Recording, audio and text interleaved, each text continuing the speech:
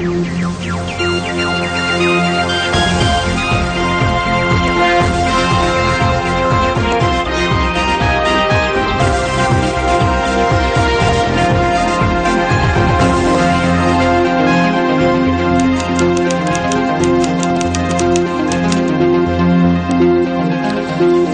நீங்கள் இணைந்து கொள்வது இலங்கையின் முதற்தர செய்தி வழங்குனர் நியூஸ் ஃபர்ஸ்டின் பிரதான செய்திகளோடு. உங்களோடு இணைந்து கொள்வது ஜெஃப்ரி ஜெபதார்ஷன். முதலில் தலைப்புச் செய்திகள். இலங்கை தமிழரசு கட்சி தேசிய பட்டியல் ஆசனங்களுக்கு சாந்தி ஸ்ரீஸ்கந்தராஜா மற்றும் கதிர்காம தம்பி துரைரட்ன சிங்கம் நியமனம். புதிய 3 அமைச்சர்கள் பதவி பிரமாணம்.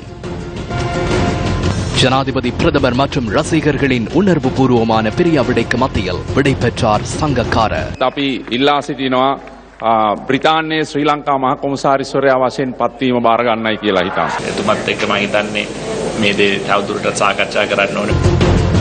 ஊடகவியலாளர் பிரகித் தெக்னேலி கூட காணாமற் போனமை தொடர்பில் 4 ராணுவ வீரர்கள் சந்தேகத்தின் பேரில் கைது. முன்னாள் பிரதி அமைச்சர் சரண குணவர்தன விளக்கமறியலில். கோட்டாபாய ராஜபக்ச ஊழல் மோசடி தொடர்பில் ஆணைக்குழு முன்னிலையில்.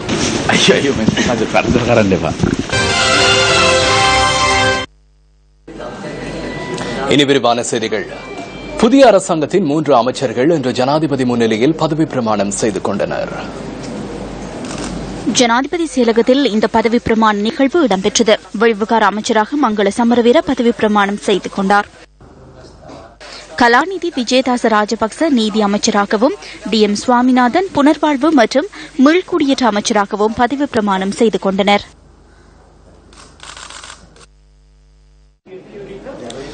வடமாகாண விவசாய ஆராய்ச்சி உற்பத்தி உதவியாளர்களுக்கான நியமனத்தில் தமிழ் மொழி மூலம் பரீட்சைக்கு தோற்றிய பெருமளவிலானோர் இணைத்துக் கொள்ளப்படவில்லை என தெரிவித்து கிளிநொச்சி மாவட்ட அரசாங்க அதிபரிடம் மகஜர் ஒன்று கையளிக்கப்பட்டுள்ளது.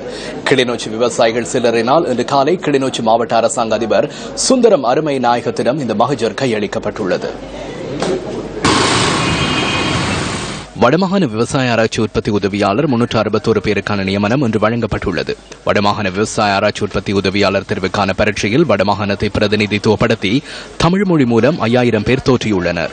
எனினும் வடமாகாணத்திலிருந்து 29 பேர் மாத்திரமே வடமாகாண விவசாய ஆராய்ச்சி உற்பத்தி உதவியாளராக நியமனம் பெற்றுள்ளனர். எனினும் எண்ணிய 332 நியமனங்களும் பெரும்பான்மை இனத்தைச் சேர்ந்தவர்களுக்கே வழங்கப்பட்டுள்ளதாக விவசாயிகள் குற்றம் சுமத்துகின்றனர். இதிலே உண்மையிலே 2ஆம் மொழி தெரியாத ஒரு சாதாரண விவசாயி அது சில சமயங்களில் அந்த உத்தியோகத்தை சரியானதை சொல்லலாம். ஆனால் அந்த விவசாயி அதுக்கு தலைகீழாக தான் செய்வான். ஏன்னா மொழி தெரியாது. அது இப்பவே நடைமுறையில் எங்களுக்கு சில தினக்கிழமைகளே அதே நாங்களே பெரிய துன்பப்படுறோம். இந்த விவசாயிகள் மத்தியில் இப்படி வருமா என்றா இது ஒரு பாரிய பிரச்சனை எங்களுக்கு. இதுக்கு உண்மையாகவே தமிழர் அல்லது தமிழ் நன்கு பாண்டித்யம் பெற்ற உத்தியோகத்தை நீங்க நியமிக்கப்பட வேண்டும் என்றதான் எங்களோட கோரிக்கை. எங்களுடைய விவசாய பெருமக்களுக்கு அந்த 2வது மொழி தெரியாத காரணத்தினால இவர்கள் எப்படி எங்களுடைய மொழி புரிதல் தன்மை இருக்கும் என்றது எங்களுக்கு ஒரு பிரச்சனை இருக்கிறது. விவசாயம் போர்ச்சுல காலமாக சம்பத்தி இருக்கின்றது. அதை மேலே கொண்டு வர வேண்டும் என்று சொன்னால் அதற்கான ஒழுங்கான சில வேலைகள் செய்ய வேண்டும். தமது கோரிக்கைகள் அடங்கிய மகஜரை கிளிநொச்சி விவசாயிகள் மாவட்ட அரசாங்க அதிபரிடம் இன்று காலை கையளித்துள்ளனர். இந்த மாவட்டத்தை பொறுத்தவரையிலே தாங்கள் தமிழ் பேசுகின்றவர்கள் என்ற அடிப்படையிலே தமிழ் உத்தியோகத்தர்கள் நியமிக்கப்பட வேண்டும் என்கின்ற ஒரு கோரிக்கையை அவர்கள் எழுத்து மூலமாக மேதகு ஜனாதிபதி அவர்களிடம் சமர்ப்பிக்குமாறு கடிதம் மூலம் தந்திருக்கின்றார்கள். உடனடியாகவே நான் ஜனாதிபதி செயலகத்திற்கு அனுப்புவதற்கான நடவடிக்கைகளை நான் தற்பொழுது எடுத்திருக்கின்றேன். இதேவேளை விவசாய ஆராய்ச்சி உற்பத்தி உதவியாளர் நியமனத்தின் போது முல்லைத்தீவு மாவட்டத்திலிருந்து பரீட்சைக்கு தோற்றியவர்கள் இணைத்துக் கொள்ளப்படாமை தொடர்பில் மகஜர் ஒன்று கையளிக்கப்பட்டுள்ளது. முல்லைத்தீவு கமநல அபிவிருத்தி ஆராய்ச்சி ஆணையாளரிடம் இந்த மகஜர் கையளிக்கப்பட்டுள்ளது. கமநல ஆராய்ச்சி உதவியாளர் பரீட்சைக்கு தோற்றிய பரீட்சார்த்திகளினால் இந்த மகஜர் கையளிக்கப்பட்டதாக எமது செய்தியாளர் குறிப்பிட்டார். தங்களது மாவட்டத்தினை பிரதிநிதிப்படுத்துகின்ற எந்த ஒரு விவசாய ஆராய்ச்சி உற்பத்தி உதவியாளரும் நியமிக்கப்படவில்லை என்றும் தங்களை கணக்கில் எடுக்கவில்லை என்றும் தங்களுடைய வேலைவாய்ப்பை பறிக்கிற செயலாகும் என்று சொல்லி ஒரு மகஜர் ஒன்றை தந்திருக்கிறார்கள். நாங்கள் இதை எங்களுடைய ஆணையாளர் நாயகத்தினூடாக அதிமீத ஜனாதிபதி அவர்களுக்கு நாங்கள் மிக விரைவில் அனுப்பி வைக்க இருக்கின்றோம். இதேவேளை இந்த விவகாரம் தொடர்பில் வடமாகாண விவசாய அமைச்சர் பொன்னுத்துறை ஐங்கரநேசன் கிளிநொச்சியில் இன்று நடைபெற்ற நிகழ்வு ஒன்றில் கருத்து வெளியிட்டார். இந்த தரம் என்கின்றது நேரடியாகவே விவசாயிகளுடன் தொடர்பாட வேண்டிய ஒரு பணிநிலை. ஆகவே மாவட்ட ரீதியான தெரிவுகள் அங்கு மேற்கொள்ளப்பட வேண்டும். அந்த மாவட்டத்தில் இருக்கக்கூடிய தமிழ் பேசுகின்ற மக்கள் சிங்களம் பேசுகின்ற மக்களினுடைய விகிதாசாரத்துக்கு ஏற்பதான் அந்த இடத்தில் பணி நியமனங்கள் இருக்கலாம். ஆனால் அரசாங்கம் மேற்கொண்ட இந்த இடத்தில் ஏறத்தாழ 90% சிங்களம் பேசுகின்ற மக்களாகவும் 10% மாத்திரம்தான் தமிழ் மக்களாகவும் இருந்தார்கள். நிரந்தரமாகவே இதனை நிறுத்தி மீள்பரிசீலனை செய்து மாவட்ட ரீதியான நியமனங்களை வழங்குமாறு நாங்கள் கேட்டிருந்தோம். உண்மையில் இது எங்களுடைய விவசாயத்தை பாதிக்கும். வடமாகாணத்தினுடைய விவசாய அமைச்சர் என்ற வகையில் இந்த உடனடியாக இது நிறுத்தப்பட வேண்டும். கிளிநொச்சி இரணைமடு குளத்தின் புனரமைப்பு பணிகள் இன்று ஆரம்பிக்கப்பட்டன. ஆசிய அபிவிருத்தி வங்கியின் நிதியுதவியின் கீழ் இந்த புனரமைப்பு பணிகள் முன்னெடுக்கப்பட உள்ளன.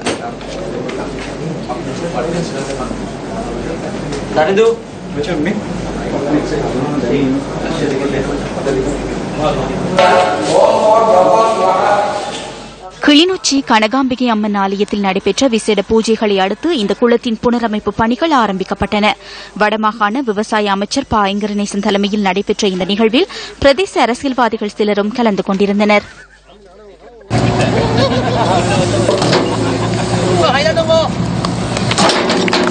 இந்த இரண்டமடவும் எங்களுக்குரிய ஒரு பொது சொத்து, தமிழர்களுக்குரிய ஒரு பொது சொத்தாக இருக்கிறது. அதை நாங்கள் சரியான முறையிலே அனுஷ்டானம் செய்ய வேண்டும், அதை அனுபவிக்க வேண்டும், அதனுடைய உச்ச பயனை நாங்கள் பெற வேண்டும் என்பதற்காகவே இந்த திட்டத்தில் ஈடுபடுகிறோம். இது ஏன் இப்பொழுது செய்கிறோம்? 30 வருடங்களுக்கு முன்னர் போராக இருந்தது. ஆனால் 1960ஆம் ஆண்டு ஏன் அதை அபிவிருத்தி செய்யவில்லை? 1955 ஏன் அபிவிருத்தி செய்யவில்லை? மின்னேரியாவை செய்கின்ற பொழுது ஏன் இங்கே செய்யவில்லை? அனுராதபுரத்தில் இருக்கிற குளங்களை எல்லாம் புனருத்தானம் செய்கின்ற பொழுது பாருங்கள் எவ்வாறாக அதையெல்லாம் இருக்கிறது. அந்த வேளையிலே இந்த அரசாங்கம் இதை செய்யவில்லை. எங்களுடைய அரசியல்வாதிகள் எங்கே போயிருந்தார்களா? அதுக்குரிய காரணம் என்ன? அந்த காலத்திலிருந்து இப்போ மட்டும் சொல்லிக் கொண்டே இருக்கிறோம், எங்களை போட்டு நசுக்குகிறார்கள் என்று. ஆசிய அபிவிருத்தி வங்கியின் 488.36 மில்லியன் ரூபாய் நிதியுதவியின் கீழ் இரணைமடு குளத்தின் புனரமைப்பு பணிகள் ஆரம்பித்து வைக்கப்பட்டன. இந்த நிதியுதவியின் கீழ் இரணைமடு குளக்கட்டின் கீழ் மற்றும் மேற்புற சாய்வினை புனரமைப்பதற்கு திட்டமிடப்பட்டுள்ளது. இரணைமடு குளத்தின் புனரமைப்பு பணிகளை 2017ஆம் ஆண்டு ஆகஸ்ட் மாதம் 21ஆம் தேதி பூர்த்தி செய்ய உத்தேசிக்கப்பட்டுள்ளது. இலங்கையின் முதலாவது திட்டமிடப்பட்ட நீர்ப்பாசன திட்டமான இரணைமடு குளத்தின் நிர்மாண பணிகள் 1903ஆம் ஆண்டு முதல் 1920ஆம் ஆண்டு வரை நடைபெற்றன. கிளிநொச்சி மாவட்டத்தில் உள்ள இரணைமடு குளத்திற்கான நீர் வவுனியா மாவட்டத்தின் கனகராயன் ஆற்றின் மூலம் செயற்படுவதுடன் இந்த நீரை கிளிநொச்சி மாவட்ட மக்கள் பயன்படுத்துகின்றனர். இரணைமடு குளத்தின் சாதாரணமான கொள்ளளவு 1,06,000 ஏக்கருக்கான அடிநீராகும். இலங்கையில் மலையகத்தில் இருந்து ஊற்றெடுக்கும் ஆறுகள் மூலம் அதிக அளவிலான குளங்களுக்கு நீர் கிடைக்கின்ற போதிலும் இரணைமடு குளம் அதில் தங்கியிராமை அதன் தனித்துவத்திற்கு சான்று பகிர்கின்றது. இரணைமடு குளம் மூலம் கிளிநொச்சி மாவட்டத்தின் 36,000 ஏக்கர் வயல் நிலங்களுக்கு நீர் பாய்ச்சப்பட வேண்டிய தேவையுள்ள போதிலும் தற்போது 21,000 ஏக்கர் வயல் நிலங்களுக்கே நீர் பாய்ச்சப்படுவதாக விவசாயிகள் தெரிவிக்கின்றனர். இந்த பின்புலத்திலேயே 2007ஆம் ஆண்டு இரணைமடு குளத்தில் இருந்து யாழ்ப்பாணத்திற்கு நீர் விநியோகிப்பது தொடர்பான புரிந்துணர்வு உடன்படிக்கை ஒன்று கைச்சாத்திடப்பட்டது. நீர்வளங்கள் வடிகாலமைப்பு சபை, நீர்ப்பாசன திணைக்களம் மற்றும் விவசாய அமைப்புகள் இந்த உடன்படிக்கையில் கைச்சாத்திட்டுள்ளன. இந்த புனரமைப்பு திட்டத்தின் மூலம் கிளிநொச்சி மற்றும் யாழ் மாவட்டத்தில் உள்ள 3 லட்சம் மக்களின் குடிநீர் தேவையை பூர்த்தி செய்வதற்கு எதிர்பார்க்கப்படுகின்றது. குளத்தின் அணைக்கட்டை 2 அடிகளால் உயர்த்தி யாழ் குடாநாட்டிற்கு நீர் விநியோகிப்பதே இரணைமடு நீர் விநியோக திட்டத்தின் பிரதான நோக்கமாகும். நீங்கள் இணைந்திருப்பது இலங்கையின் முதற்தர செய்தி வழங்குனர் நியூஸ் ஃபர்ஸ்டின் பிரதான செய்திகளோடு. காணாமல் போனோர் தொடர்பான முறைப்பாடுகளை விசாரணை செய்யும் ஜனாதிபதி ஆணைக்குழு முன்னிலையில் இன்றும் மட்டக்களப்பு மாவட்ட மக்கள் சாட்சியம் அளித்துள்ளனர். கோரளைப்பற்று பிரதேச செயலகத்தில் இன்று நடைபெற்ற அமர்வில் கலந்து கொள்ளுமாறு 255 பேருக்கு அழைப்பு விடுக்கப்பட்டிருந்தது. அவர்களில் 136 பேரிடம் இன்று சாட்சியங்கள் பதிவு செய்யப்பட்டதாக காணாமற் போனோர் தொடர்பான முறைப்பாடுகளை விசாரணை செய்யும் ஜனாதிபதி ஆணைக்குழு தெரிவித்துள்ளது. அத்தோடு 169 புதிய முறைப்பாடுகளும் ஆணைக்குழுவிற்கு இன்று கிடைத்துள்ளன. என்ன செய்தோன்னு அவர் மேசம் வேலை செய்யறாரு. வேலைக்கு போனவர் அங்க ஒரு கல்யாணம் கட்டியிருந்தவர். காலையில போனவர் ஈவெண்ட் இந்த மார்னிங் போனவர் வரல. நைட் கேள்விப்பட்டோம். இப்படி வேற கொண்டு இன்னும் தெரியாம சுட்டுக்கிறாக்காம உடம்ப கண்டனீங்க. போலீஸ் ரிப்போர்ட் இருக்கு. யாராவது போலீஸ் தான் இங்க வரும். பேர் என்னம்மா? அபுபக்கர். அவருக்கு என்ன வயசு இருக்கும் அந்த நேரத்தில்? அந்த நேரம் 22 வயசு. நாங்கள் காணாம போய் ஒரு நாளையால போய் சொன்னாங்க மனிதர்களுக்கு போய் சொல்ல இனி நாங்கள் தேடணும். ஒரு 3 மாசம் போடல. அவங்க சொன்னாங்க நாங்க தேடுறோம் வீட்டையும் வந்து சொன்னாங்க. செஞ்சு வச்சாங்க அவங்க தேடுறோம் இல்லைன்னா நாங்க இப்ப விட்டுக்கிட்டே இருந்து 5 தரம் வந்திருக்காங்க வீட்டு. நாங்க தேடிக்கிட்டே இருக்கோம். நான் தான் அங்க போய் ஃபேமிலி போட்டேன். அந்நேரம் இவருக்கும் போட்டு டெலோகாரனை சரியான அடி அடிச்சிருந்தானே கரை கடையில வச்சு. அந்த பயத்துல நாங்க போகல.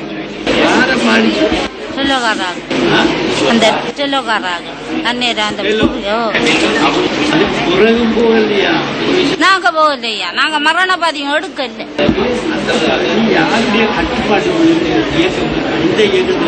அவங்களும் தான் இவங்க ராணுவங்களும் தான் செட்டியான நெருக்கடை. அவங்க கொடுக்கறத இவங்க வந்துடுவாங்க. வட்டி அது கணக்கு இல்லை. நான் வேறுந்தாய். அவருக்கு வயது 65 வயது. எங்க வச்சுமா கொழும்புக்கு போய் கொழும்பு அந்த லொச்சில வச்சு கடல் வெள்ள அடத்தி போயிட்டு வெளியில வரது மெடிக்கல் போட போனவர். ஏஜென்ட்ஸோட போனவர். அவன் லொச்சில இவங்க வரல வாரண்ட டைமுக்கு வரல. அவன் ஏஜென்ட்ஸ்ல வீட்டுக்காராங்க கோல் பண்ணிக்காங்க. இப்படி வெள்ள வயல்ல வந்து 12 மணிக்கு வெள்ளிக்கிழமை இப்படி கண்ணை கட்டி கொண்டு போறாங்கன்னு சொல்லி. காணாமற் போனோர் தொடர்பான முறைப்பாடுகளை விசாரணை செய்யும் ஜனாதிபதி ஆணைக்குழுவின் மட்டக்களப்பு மாவட்டத்திற்கான 3ஆம் கட்ட அமர்வு நாளையுடன் நிறைவு பெறவுள்ளது. கோரளைப்பற்று பிரதேச செயலகத்தில் நாளை நடைபெறவுள்ள அமர்வில் கலந்து கொள்ளுமாறு 187 பேருக்கு அழைப்பு விடுக்கப்பட்டுள்ளது. தாம் வாழ்ந்து வரும் குளக்காணிகளில் தொடர்ந்தும் வாழ்வதற்கு இடமளிக்குமாறு வவுனியாவின் சில பகுதிகளில் வாழும் மக்கள் கோரிக்கை விடுத்துள்ளனர். வவுனியா கோமான்குளம், உக்கிலாம்குளம், வைரவர் புளியங்குளம் ஆகிய பகுதிகளில் கமநல சேவைகள் திணைக்களத்துக்கு சொந்தமான குளக்காணிகளில் நீண்ட காலமாக இவர்கள் வாழ்ந்து வருகின்றனர். இந்த நிலையில் கடந்த வாரம் பம்பைமடு கமநல சேவைகள் திணைக்களத்தினால் குறித்த குளங்களுக்கு சொந்தமான காணிகளை விட்டு வேறு இடங்களை நோக்கி செல்லுமாறு இந்த கிராமத்தில் உள்ள 65 குடும்பங்களுக்கு கடிதம் மூலம் தெரிவிக்கப்பட்டிருந்தது. இவ்வளவு காலமும் அரசாங்கத்துக்கு கட்டிய சோழ வரி, மின்சார கட்டணம் போன்றவற்றுக்கான பல எழுத்து மூல ஆதாரங்களோடு தமது காணியில் தாமே வாழ்வதற்கு அனுமதி வழங்குமாறு கோரி இன்று இவர்கள் வவுனியா மாவட்ட செயலகத்துக்கு சென்றிருந்தனர். அப்ப பொம்பளை பிள்ளைகளுக்கு நாங்க இந்த காலத்தை கல்யாணம் கட்டி சும்மா கொடுக்க இயலுமா? இந்த காணி உறுதி இருக்குது. உறுதி காணியை நம்பிதான் நாங்க வந்து வளர்ந்தோம். இந்த கமநல திணைக்களத்தால் அந்த கடிதத்தை அவர் பார்வையிட்டார். அந்த கடிதத்தை முறைப்படி ஒரு கடிதமா எழுதப்பட்டிருக்க ஒழிய அந்த இந்த சட்டத்திட்டத்துக்கு கீழே இந்த அமைவாக இவங்களை வெளியேற்றவோ இல்லாட்டி இந்த காணி அகற்றவோ என்ற அந்த கடிதத்தில் குறிப்பிடல. மற்றது அந்த மக்களை வெளியே அந்த உறுதி வழங்கப்பட்ட காணியில மக்களை வெளியேற்றுறதுக்கு எந்த ஒரு அனுமதியும் அவங்களுக்கு இல்ல. காணி பதிவகத்துக்கு அவையில கூப்பிட்டு உடனே இதுக்குரிய விவரங்களை திரட்டி அந்த முழு பிளானையும் எடுத்து அதுக்குரிய நடவடிக்கை எடுக்க சொல்லி அவர் பணிச்சிருக்கிறார் அரசாங்க அதிபர். பாராளுமன்ற உறுப்பினர் சிவசக்தி ஆனந்தனூடாக குறித்த விடயத்தை வவுனியா அரசாங்க அதிபரின் கவனத்துக்கு இவர்கள் கொண்டு சென்றுள்ளனர். பம்பமாடு கமநல கேந்திர சேவை நிலையத்தினுடைய அதிகாரிகள் வந்து குமாங்குளம் கிராமத்தில் இருக்கக்கூடிய 65 குடும்பத்தினருக்கு உரிய முன்னாள் ஜனாதிபதி சந்திரிகா பண்டாரநாயக்கா குமாரதுங்காவினால் வழங்கப்பட்ட உறுதிக்காணியிலிருந்து அந்த கிராம மக்களை வெளியேறும்படி அங்கே எல்லக்கல்லுகள் நாட்டப்பட்டதன் காரணமாக அந்த உரிய காணிக்கு உரியவர்கள் அரசாங்க அதிபரிடம் அந்த காணிகள் தமக்குரிய சொந்தமான காணிகள் முன்னாள் ஜனாதிபதியினால் உறுதி வழங்கப்பட்டிருக்கிறது. அந்த காணியில தொடர்ந்து அவர்களை அனுமதிக்க வேண்டும் என்ற இந்த மக்களுடைய கோரிக்கையை அரசாங்க அதிபருக்கு தெளிவுபடுத்தியதன் பின்னர் இந்த பணிகளை உடனடியாக இடநிறுத்தும்படி அரசு அதிபர் சம்பந்தப்பட்ட அதிகாரிகளுக்கு உத்தரவிடப்பட்டிருக்கிறார். அந்த உறுதிக்காணியில அவர்களை தொடர்ந்தும் அனுமதிப்பதற்கு குடியிருப்பதற்கு உரிய நடவடிக்கைகளை எடுக்கும்படி நாம் அரசாங்க அதிபரிடம் பணித்திருக்கின்றோம்.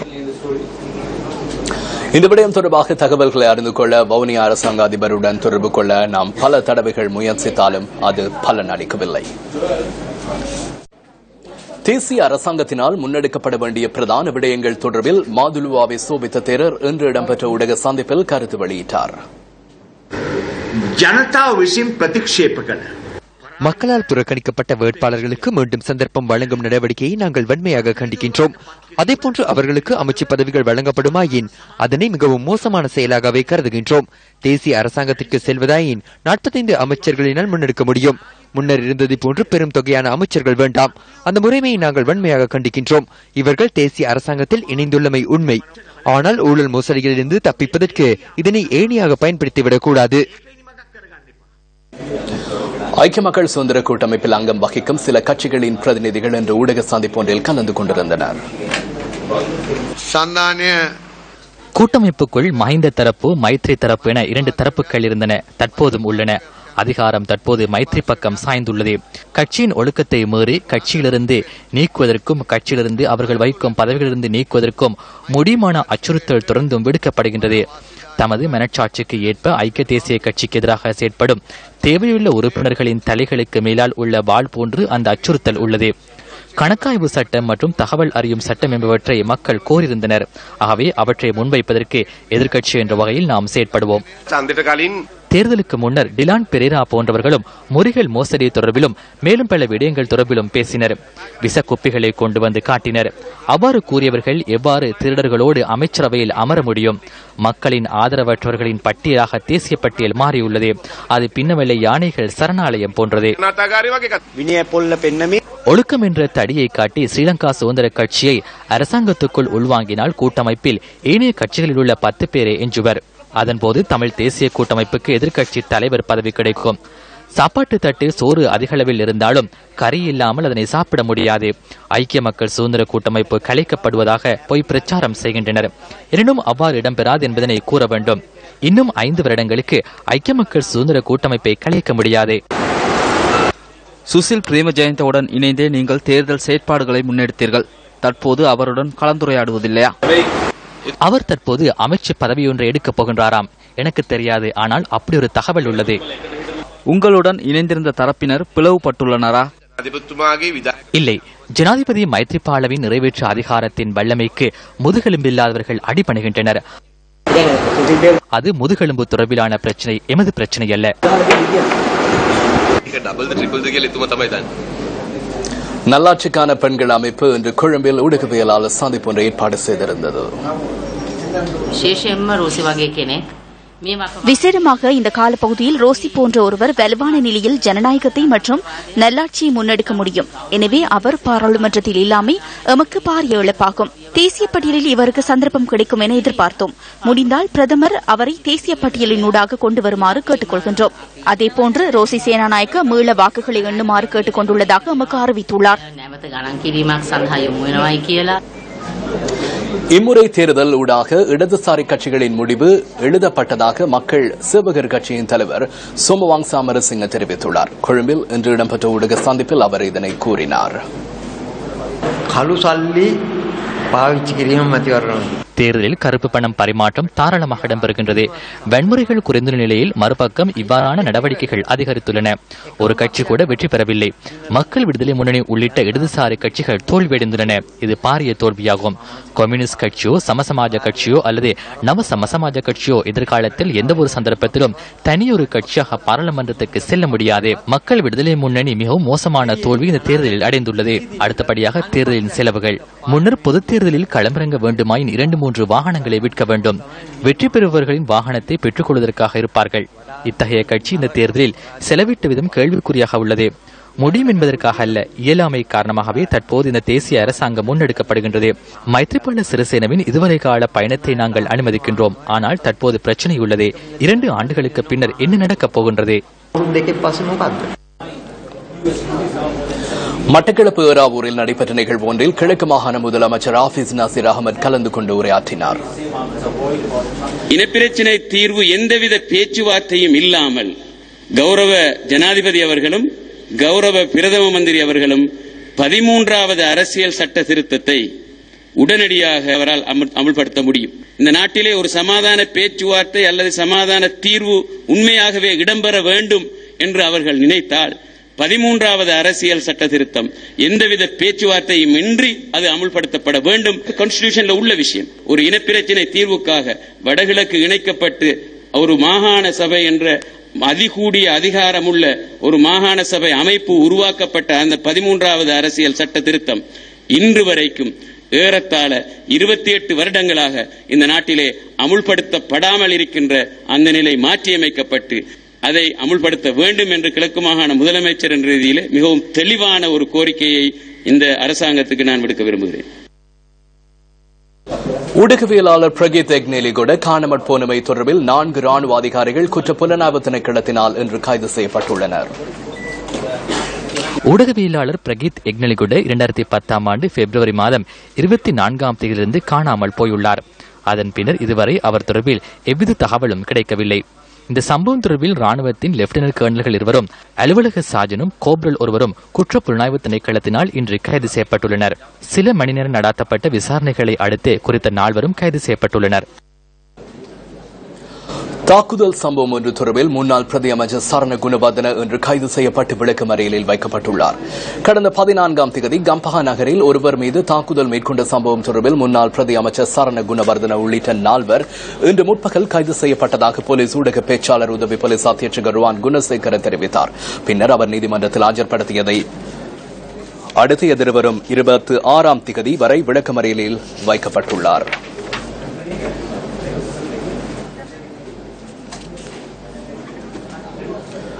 முன்னாள் பாதுகாப்பு செயலாளர் கோட்டாபய ராஜபக்சவிடம் பாரிய அளவிலான ஊழல் மோசடிகள் தொடர்பிலான ஜனாதிபதி விசாரணை ஆணைக்குழு 6 மணித்தியாலங்கள் விசாரணை செய்துள்ளது.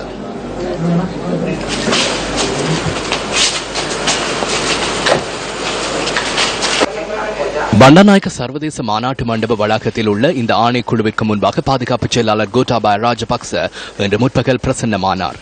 ரக்னா லங்கா நிறுவனம் தொடர்பில் இவரிடம் விசாரணைகள் முன்னெடுக்கப்பட்டன.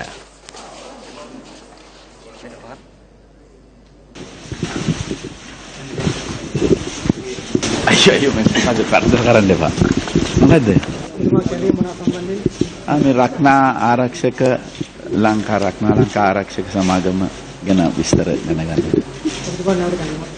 නෑ. මෙතන කතා කරේ නෑ කියන්නේ.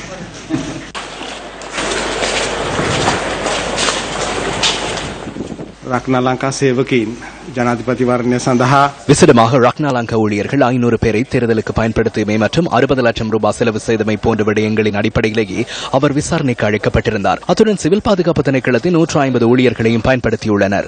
சிவில் பாதுகாப்பு படையினரின் சீருடைக்கு பதிலாக அவர்களுக்கு வேறு சீருடைகள் அணியுமாறு பணிப்பது சட்டத்தின் பிரகாரம் ஏற்றுக்கொள்ளக்கூடிய விடயம் அல்ல. இவ்வாறான குற்றச்சாட்டுகளே உள்ளன. ஆயுதங்களை வாடகைக்கு வழங்கியமை தொடர்பிலும் குற்றச்சாட்டுகள் காணப்படுகின்றன.